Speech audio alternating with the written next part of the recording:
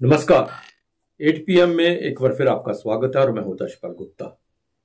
आज कठुआ में उत्तर प्रदेश के मुख्यमंत्री योगी आदित्यनाथ भारतीय जनता पार्टी के प्रत्याशी डॉक्टर जितेंद्र सिंह के लिए चुनाव प्रचार करने के लिए आए। एक बहुत बड़ी रैली हुई, दूर दराज से लोग वहां पे आए और उन्होंने 10 साल में डॉक्टर जितेंद्र सिंह ने जो अपनी कॉन्स्टिट्यूंसी में किया और प्रधानमंत्री मोदी ने जो कार्य किए उसकी सराहना की और लोगों को अपील की कि इस बार फिर अपने प्रत्याशी को यहां से जिता कर भेजे। उन्होंने ये कहा कि डॉक्टर जितेंद्र सिंह की जीत तो निश्चित है, लेकिन जितने अधिक वोटों से आप जिताएंगे उतना अधिक उत्साह उनमें होगा इस क्षेत्र के कार्य करने का। और दूसरी तरफ 12 तारीख को उधमपुर में प्रधानमंत्री नरेंद्र मोदी भी आ रहे हैं और एक बहुत बड़ी रैली को मोदी ग्राउंड में वो संबोधन करेंगे। उसकी भी तैयारियां जोरों शोरों से हो रही है। और इंडिया गठबंधन की बात करें तो जम्मू कश्मीर में नेशनल कॉन्फ्रेंस और कांग्रेस का जो गठबंधन हुआ है, 3-3 सीटों का शेयरिंग किया उसने। कठुआ और जम्मू से उन्होंने कांग्रेस को कहा है प्रत्याशी उतारने के लिए और लद्दाख से भी एक कांग्रेस का ही प्रत्याशी होगा। अनंतनाग, राजौरी, बारामूला और श्रीनगर के लिए नेशनल कॉन्फ्रेंस के लिए उन्हें छोड़ दिया है। लेकिन इस गठबंधन के अंदर भी दरारें शुरू हो गई।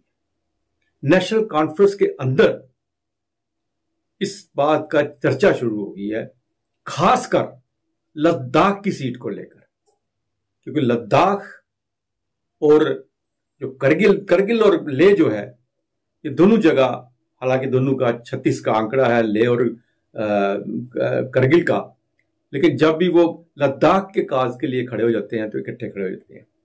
करगिल से नेशनल कॉन्फ्रेंस ने नाराजगी प्रकट की है। वहां के जो नेता हैं उन्होंने कहा है कि नहीं, हमें अपना कैंडिडेट यहां से उतारना चाहिए और ये हो भी सकता है कि कल जो चुनाव हैं उसमें करगिल से नेशनल कॉन्फ्रेंस का कोई इंडिपेंडेंट कैंडिडेट खड़ा हो सकता है। तो आइए नजर डालते हैं आज के समाचारों पर। यूपी के सीएम योगी आदित्यनाथ बुधवार को जम्मू कश्मीर के जिला कठुआ पहुंचे। शहर कठुआ के खेल मैदान में उन्होंने जनसभा को संबोधित किया। सीएम योगी ने उधमपुर सीट से भाजपा उम्मीदवार डॉक्टर जितेंद्र सिंह के पक्ष में चुनाव प्रचार किया। डॉक्टर जितेंद्र सिंह पर तीसरी बार भाजपा ने विश्वास जताया है। उन्होंने इस दौरान मोदी सरकार की उपलब्धियां भी गिनवाई और कांग्रेस पर करारा जुबानी प्रहार किया। सीएम योगी ने कहा कि पहले सनातनी लोगों की आस्था से हमेशा खिलवाड़ किया गया।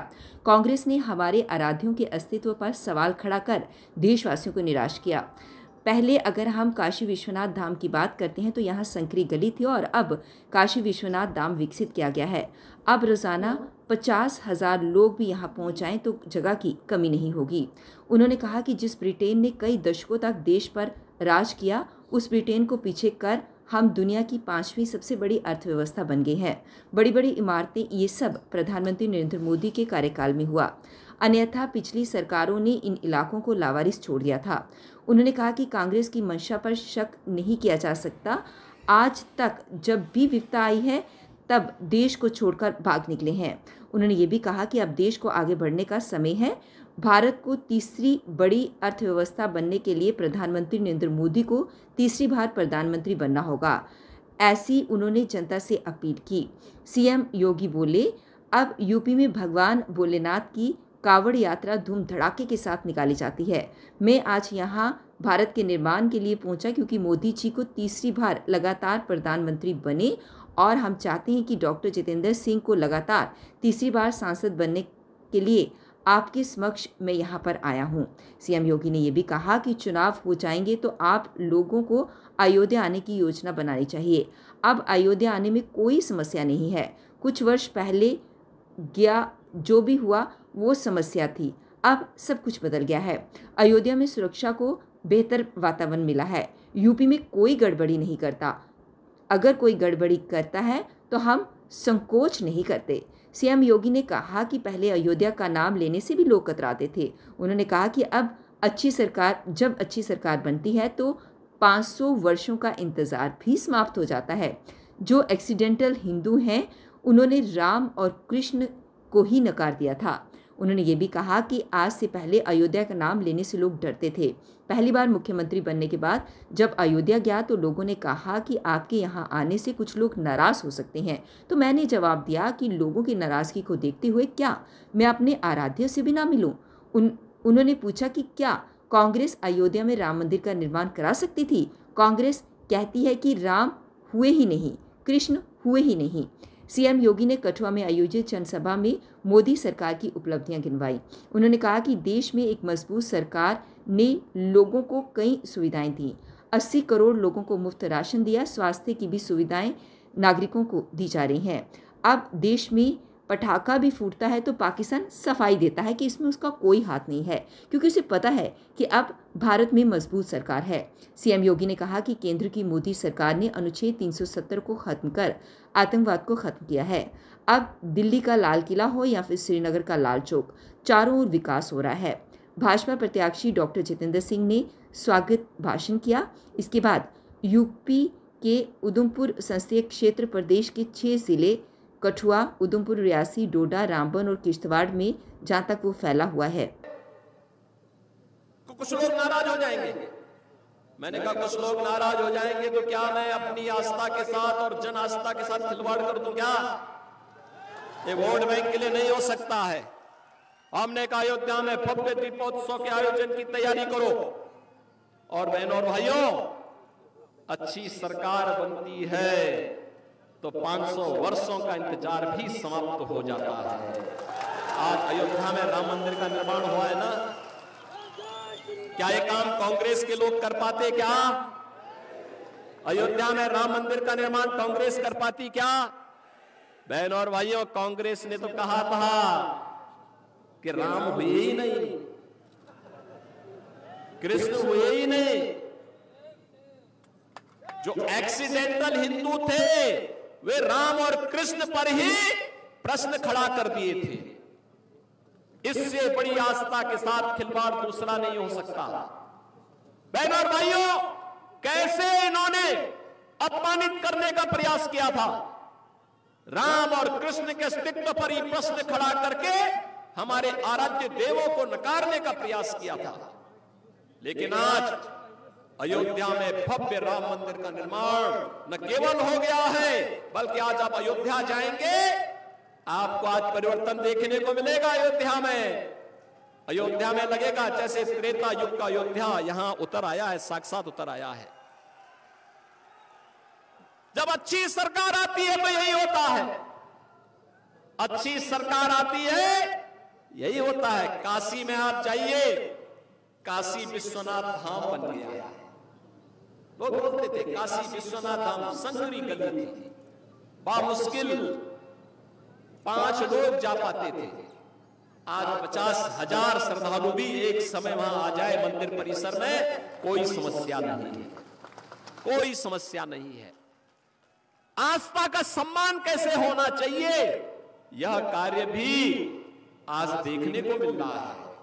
नौजवानों के लिए रोजगार की व्यवस्था, जीविका की व्यवस्था कैसे होनी चाहिए, यह कार्य भी आज देश के अंदर बखूबी आगे बढ़ रहा है। और बहनों और भाइयों, यही नहीं, हमें सुरक्षा भी करनी है और देश को समृद्धि के नई ऊंचाइयों तक भी लेके चलना है। इस पर जो कार्य वर्तमान में हो रहा है, यह किसी से छुपा हुआ नहीं है, पूरा देश इस बात को जानता है।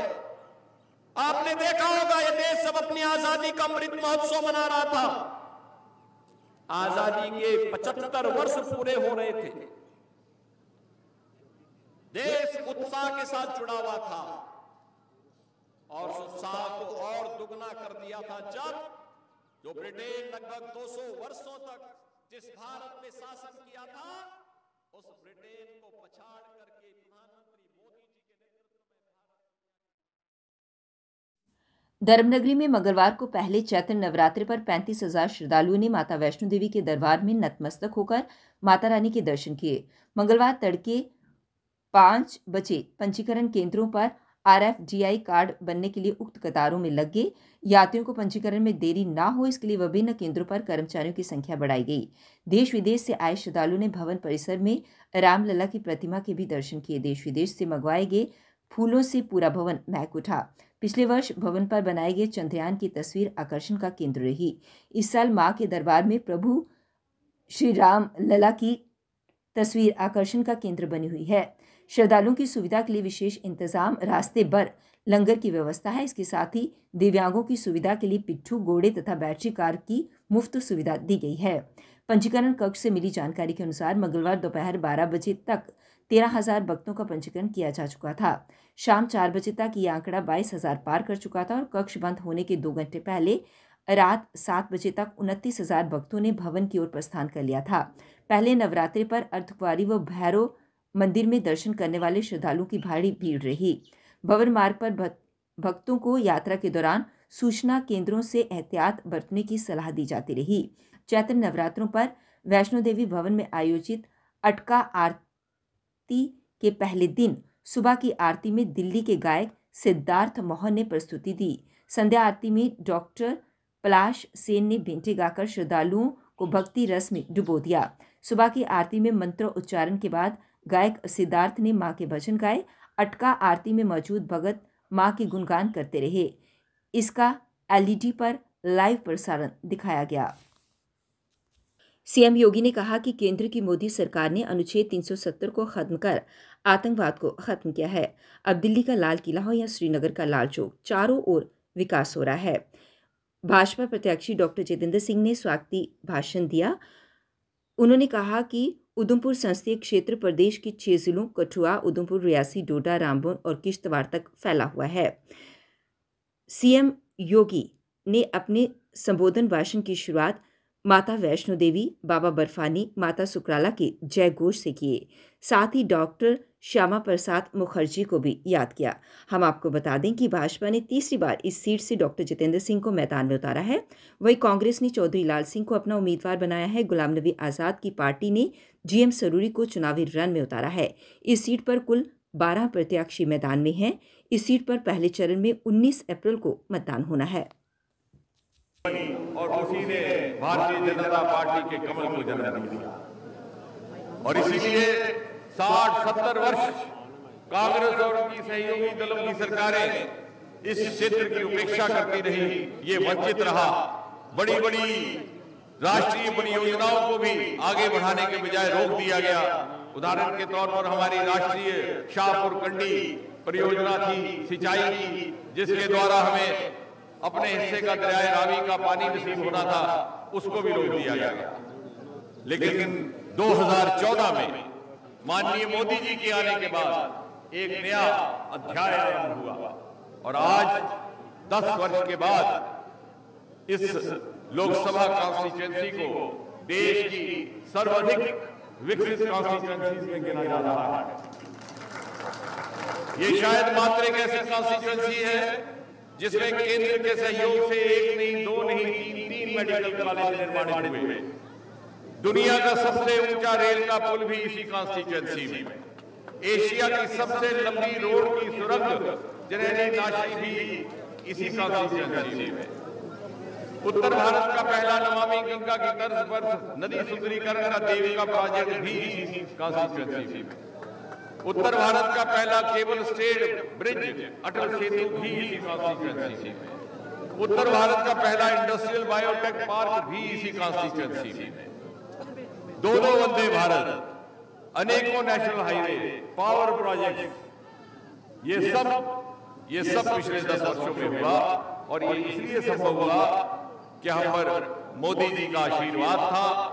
कांग्रेस के द्वारा तुष्टीकरण, क्षेत्रीय भेदभाव और वोट बैंक की राजनीति के कारण जो हमारी अवहेलना हुई थी, उसकी पूर्ति इन 10 वर्षों में हुई और ये तभी संभव हुआ कि मोदी जी का आशीर्वाद था। और महाराज जी, आज आपके चरण यहां पड़ने से मोदी जी के आशीर्वाद के साथ साथ हमें योगी जी का भी आशीर्वाद। जम्मू कश्मीर में बुधवार को ईद का त्यौहार मनाया गया।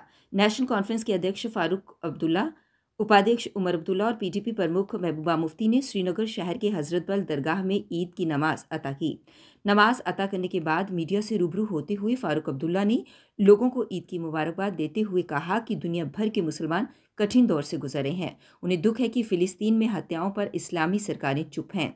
साथ ही उन्होंने लोकसभा चुनाव को लेकर कहा कि इस सप्ताह श्रीनगर और बारामूला सीट पर उम्मीदवारों के नाम का ऐलान किया जाएगा। अब्दुल्ला ने कहा कि अल्लाह मुसलमानों पर रहम करे। मुसलमान हर जगह मुश्किल हालात से गुजर रहे हैं। अपना देश हो या फिलिस्तीन हो, ज़रूरी है कि हम दोस्ती में रहें। हम दोस्ती से ही आगे बढ़ सकते हैं, दुश्मनी में हम तरक्की नहीं कर सकते। मुसलमान हर जगह तज़्ज़ुब मुश्किल हालात से गुजर रहे हैं, तो अपना वतन हो या फ़लस्तीन हो। अफसोस तो मुझे इस बात का आता है कि मुसलमान हुकूमतें खामोश हैं, जहाँ पे कि फ़लस्तीन में कत्ल गैरत हो रही, लोगों को शहीद किया गया। अल्लाह करे कि उनमें अक्ल आए और वो जागे कि ये इंसानियत का कत्ल किया जाए। हम लोग फ़लस्तीन के लोगों के साथ हैं और अल्लाह से यही दुआ कर दी है कि उनको इस मुसीबत से निकालें और वो बेहतर दिन देख सकें और हमारा वतन आबाद रहे।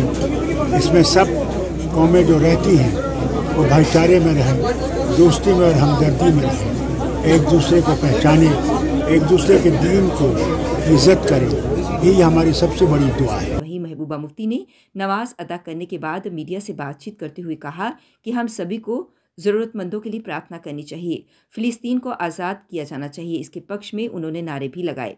साथ ही उन्होंने कहा कि जम्मू कश्मीर के लोग कठिन परिस्थितियों से गुजर रहे हैं। इन हालातों से बाहर निकलने के लिए हम सबको प्रार्थना करनी चाहिए।